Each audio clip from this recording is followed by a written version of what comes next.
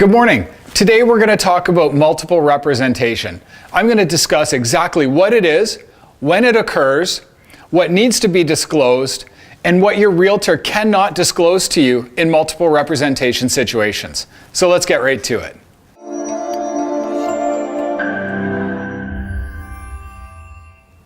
Occasionally, either our real estate brokerage or the real estate brokerage that you're working with may represent both the buyer and the seller in a transaction.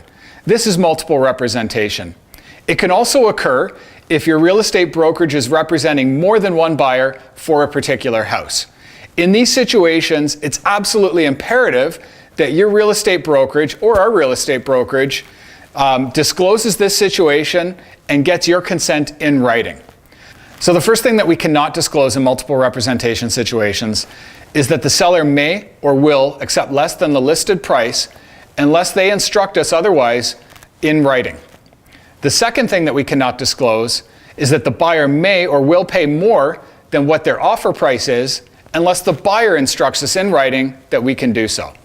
The third thing that we cannot discuss is the personal information or motivation of either the buyer or the seller unless otherwise instructed by the party to which the information applies.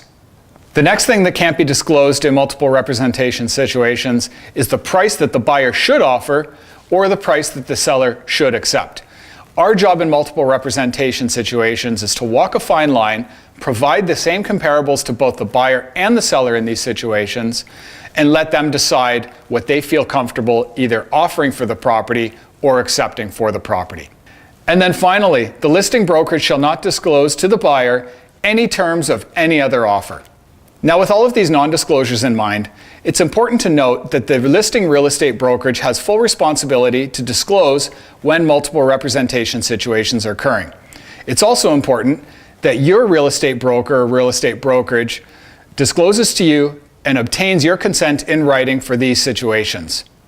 It's also important to note that the listing brokerage does have full responsibility to disclose all material facts about the property being sold. Now, with all of this said, if you have any questions at all about multiple representation, I'd be happy to answer them, and just know that you do have rights and responsibilities to know about these situations and know exactly what they mean. I hope you found this video informative, and if you have any questions about multiple representation, please feel free to give me a call.